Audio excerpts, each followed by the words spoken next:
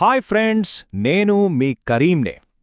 ఈరోజు మనం సి ప్రోగ్రామింగ్లో చాలా ముఖ్యమైన మొదటి అడుగు గురించి తెలుసుకుందాం.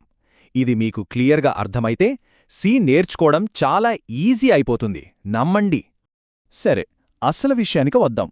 మనం ఒక సి ప్రోగ్రాం రాశామనుకోండి, అందులో వందల లైన్ల కోడ్ ఉండొచ్చు. మరి కంప్యూటర్ ఆ కోడ్ను ఎక్కడి నుండి చదవడం మొదలుపెడుతుంది? ఏ లైన్ మొదటిదో దానికెలా తెలుస్తుంది? ఒక్క క్షణం ఆలోచించండి. సమాధానం చాలా సింపుల్.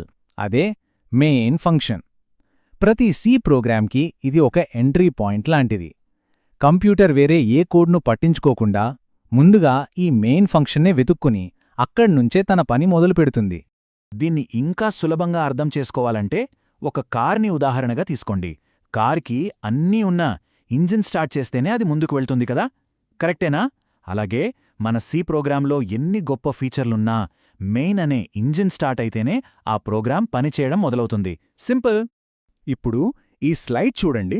ఇక్కడ చాలా ఆసక్తికరమైన విషయముంది.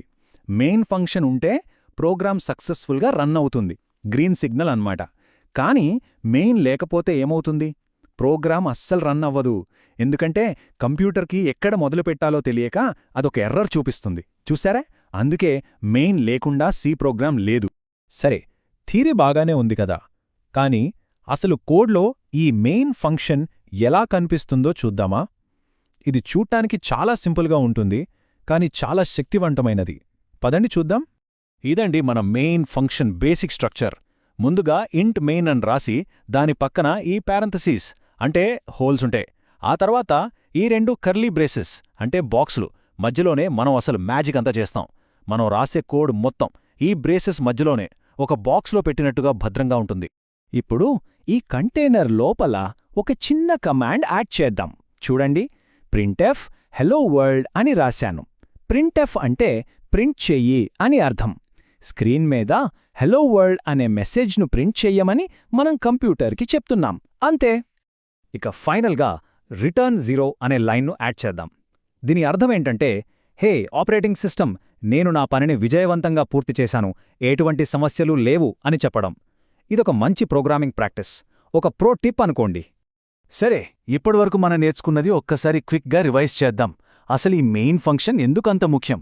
కీ పాయింట్స్ ఏంటో మళ్ళీ ఒకసారి గుర్తు చేసుకుందాం. గుర్తుంచుకోవాల్సిన 3 ముఖ్యమైన విషయాలు. 1. మెయిన్ అనేది ప్రోగ్రాం యొక్క అధికారిక ఎంట్రీ పాయింట్. 2. కంప్యూటర్ ఎల్లప్పుడూ మొదట మెయిన్ కోసమే వెతుకుతుంది. 3. ఇది చాలా చాలా ముఖ్యం. ప్రతి సి ప్రోగ్రాంలో ఖచ్చితంగా ఒకే ఒక్క మెయిన్ ఫంక్షన్ ఉండాలి. 2 ఉండకూడదు, అసలు లేకుండా ఉండకూడదు. సి లాంగ్వేజ్ నేర్చుకోవటంలో ఈ వివరణ మీకు ఉపయోగపడింది అనుకుంటే తప్పకుండా ఈ వీడియోని లైక్ చేయండి. సి లాంగ్వేజ్ పూర్తి సిరీస్ కోసం మా ఛానల్కి సబ్స్క్రైబ్ చేసుకోవటం మర్చిపోకండి. మరో ఇంట్రెస్టింగ్ టాపిక్తో నెక్స్ట్ వీడియోలో కలుద్దాం. Thank you.